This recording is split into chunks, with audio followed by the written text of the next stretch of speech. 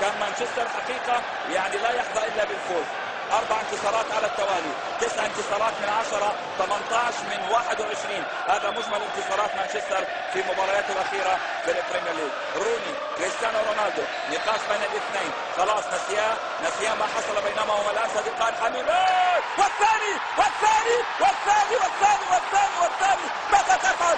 أنت معجزة بحق، أنت معجزة بحق. كريستيانو رونالدو.